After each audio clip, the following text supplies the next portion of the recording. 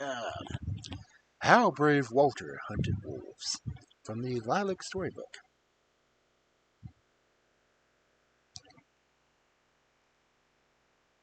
A little back from the high road there stands a house which is called Hemgard. Perhaps you remember two beautiful mountains and ash trees by the reddish brown palings and the high gate, and the garden with the beautiful barberry bushes, which are always the first to become grown in spring, and which in summer are weighted down with their beautiful berries. Behind the garden there is a hedge with tall aspens which rustle in the morning wind. Behind the hedge is a road, and behind the road is a wood, and behind the wood is the wide world. But on the other side of the garden there's a lake, and beyond the lake is a village, and all around stretch meadows and fields, now yellow and green. It is a pretty house, which has white window frames, a neat porch, clean steps, and which are always strewn with finely cut juniper trees. Walter's parents live in this house. His brother Frederick, his sister Lotta, old Lena, Jonah, Carl, and Bravo, Puta and Murray, and Kukiliku. Carl lives in the doghouse, Bravo in the stable, and Puta in the stableman. Murray a little here and a little there, and Kukiliku lives in the henhouse. That is his kingdom. Walter is 6 years old, and he must soon begin to go to school. He cannot yet read, and he can do many things. He can turn cartwheels, stand on his head, ride a seesaw, throw snowballs, play ball, crow like a cock, eat bread and butter, and drink sour milk, tear his trousers, wear holes in his elbows, break the crockery into pieces, throw balls through window panes, draw old men on important papers, walk over the flower beds, and eat himself sick with gooseberries, as well being well after a whipping. For the rest, he has a good heart, but a bad memory, and forgets his father's and mother's and so often gets into trouble and meets with adventures, as you shall hear. But first of all, I must tell you how brave he was, and how he hunted wolves. Once in the spring, a little before midsummer, Walter heard that there was a great many wolves in the wood, and that pleased him. He was wonderfully brave when he was in the midst of his companions or at home with his brothers and sisters. Then he often used to say, "One wolf is nothing. There ought to be at least 4."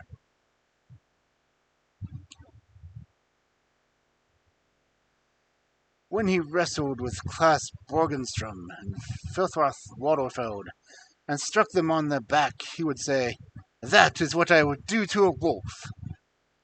And when he shot arrows at Jonas and they rattled against the sheepskin's coat, he would say, "And that is how I would shoot you if you were a wolf."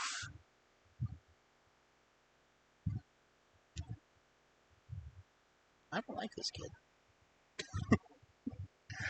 Indeed, some thought that the brave boy boasted a little, but one must indeed believe him since he said it so himself. So Jonas and Lena used to say of him, "Look, there goes Walter. He shoots the wolves."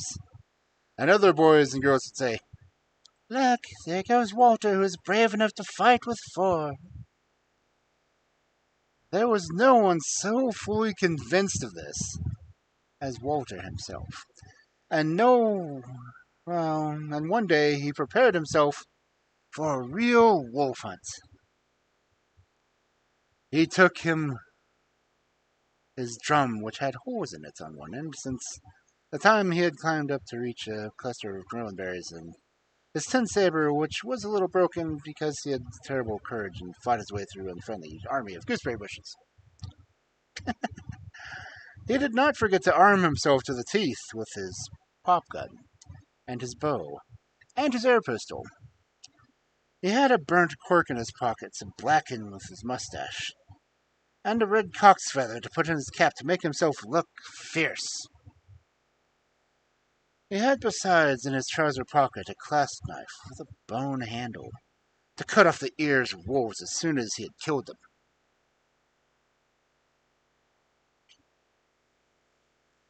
For he thought it would be cruel to do that while they were still living.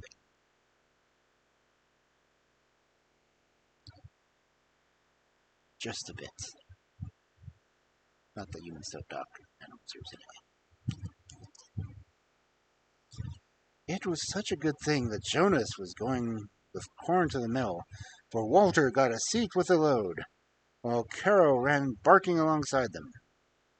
As soon as they came to the wood, Walter looked cautiously around him to see perchance if there was a wolf in the bushes. And he did not omit to ask Jonas if wolves were afraid of a drum.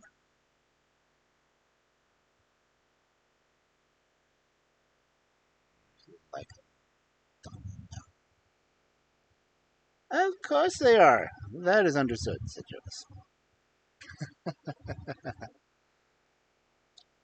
Thereupon Walter began to beat his drum with all his might while they were going through the wood.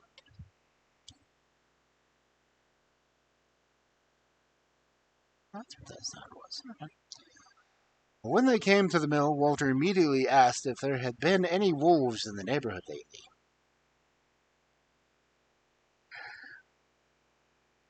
Alas, yes, said the miller. Last night the wolves have eaten our fattest ram, there by the kiln, not far from here.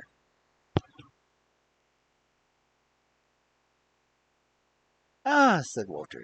Do you think that there are many of them? We don't know, answered the miller. Oh, it is all the same, said Walter. I only asked if I should know that I should have to take Jonas with me. I could manage very well with 3, but if there were more, I might not have time to kill them all before they ran away.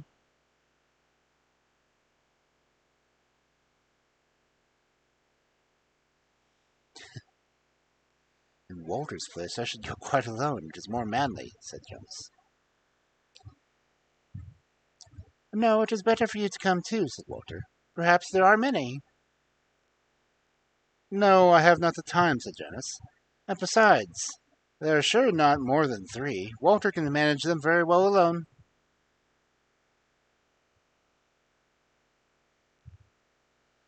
Yes, said Walter. Certainly I could, but you see, Jonas, it might happen that one of them might bite me in the back, and I should have more trouble in killing them. If I only knew that there was not more than 2, I should not mind. For them I should take one each in hand and give them a good shaking, like Susanna once shook me. I certainly think there will not be more than 2, said Jonas. There are never more than 2 when they come to slay children and rams. Walter can very well shake any 2 of them without me. But you see, Jonas, said Walter, if there are 2, it may still happen that one of them escapes and bites me in the leg. For you see, I am not so very strong in my left hand as I am my right. You can very well come with me and take a good stick in case there really are 2. Look, if there's only one, I shall take him with both hands and throw him living onto his back, and then I can kick as much as he likes, and I shall hold him fast. Now, when I really think over the thing, said Jonas, I am almost sure there will not be more than 1. What would 2 do with 1 ram? There will certainly not be more than 1.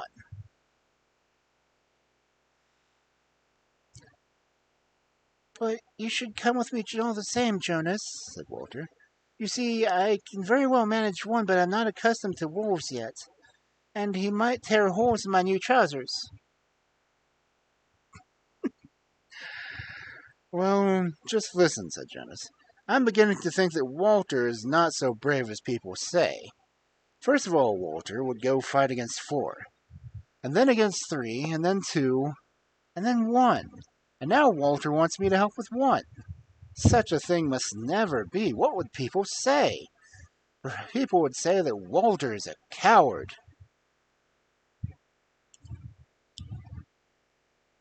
That is a lie, said Walter.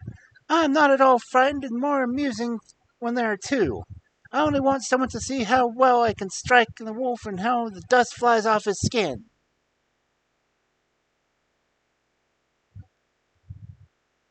Well then, Walter, can you take the miller's little Lisa with them?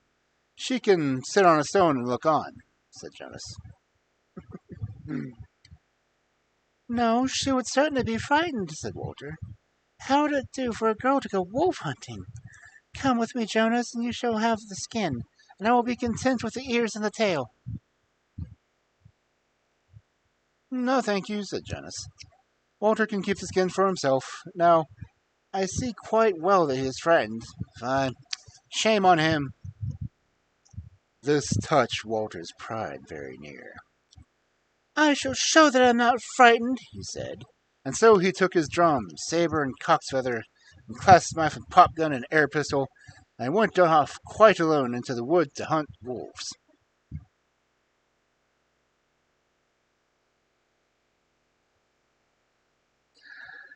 It was a beautiful evening, and the birds were singing in all the branches.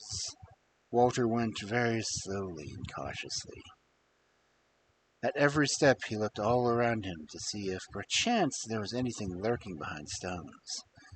He quite thought something moved away there in a ditch. Perhaps it was a wolf. It is better for me to beat the drum a little bit before I go, thought Walter. And so he beats his drum. Then something moved again. Caw! Ah! A crow flew up from the ditch.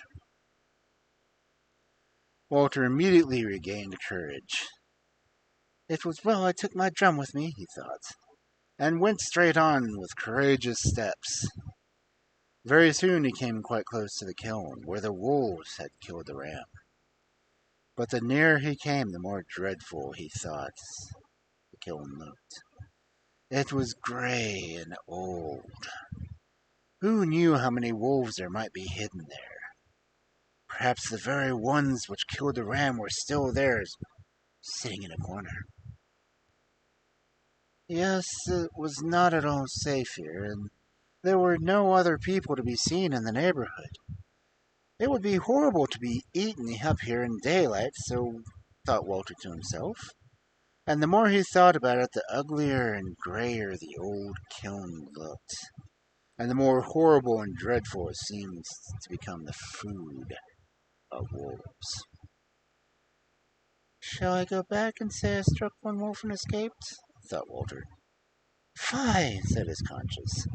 Do you not remember that a lie is one of his worst sins, both you in the sight of God and man?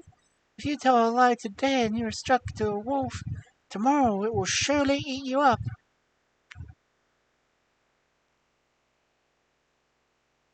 No, I will go to the kiln, thought Walter, and so he went. But he did not quite go near. He went only so near as he could see the ram's blood, which covered the grass, colored it red, and some tufts of wool which the wolves had torn from the back of the poor animal. It looked dreadful. I wonder what the ram thought as they ate him up, thought Walter to himself. And just then a cold shiver ran through him from his collar right down to his boots. It is better for me to beat the drum, he thought to himself again, and as he began to beat it, but it sounded horrid, and an echo came out of the kiln that almost seemed like the howl of a wolf. The drumstick stiffened in Walter's hands, and he thought, now they are coming. Yes, sure enough, just then a shaggy, reddish-brown wolf's head looked out from under the kiln. What did Walter do now? Yes, the brave Walter, who alone could manage four, threw his drum away, took to his heels and ran, as fast as he could back to the mill.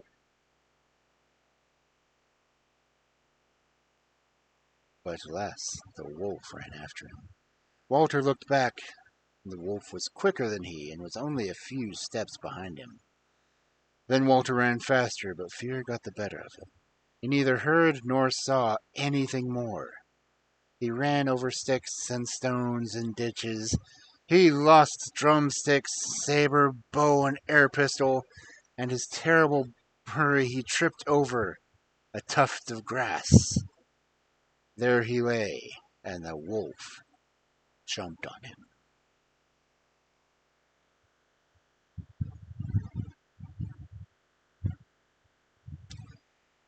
Uh, It was a gruesome tale. You may now as well believe that it was all over with for Walter and his adventures. But that would have been a pity. But do not be surprised if it is so not quite so bad as that. For the wolf was quite a friendly one. He certainly jumped on Walter, but he only took his coat and rubbed his nose against his face. And Walter shrieked. He shrieked terribly. Happily, Jonas heard the cries of distress, for Walter was quite near the mill, and he ran up and helped him.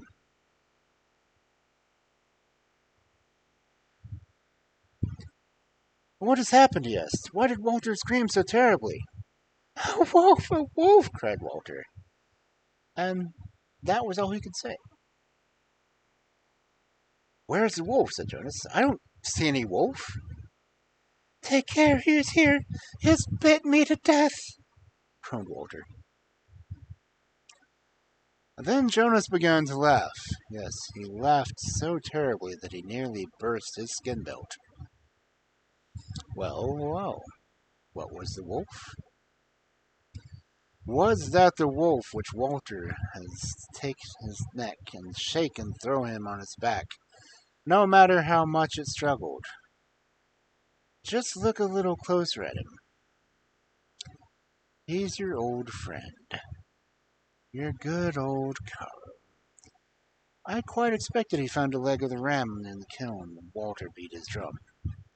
Caro crept out, and when Walter ran away, Caro ran after him, as he does so often when Walter wants to romp and play. Down, Caro. You ought to be rather ashamed of yourself to put such a great fight. Walter got up, feeling very foolish. Down, Caro, he said, both relieved and annoyed. It was only a dog. Then if it had been a wolf, I certainly would have been killed. If Walter would listen to my advice and boast a little less, and do just a little more, said Jonas consolingly. Walter is not a coward, is he? You see, Jonas, when we met a bear, I would like so much better to fight with bears. Indeed, laughed Jonas. Are you at it again?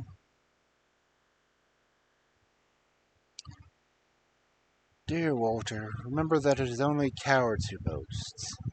A really brave man never talks about his bravery.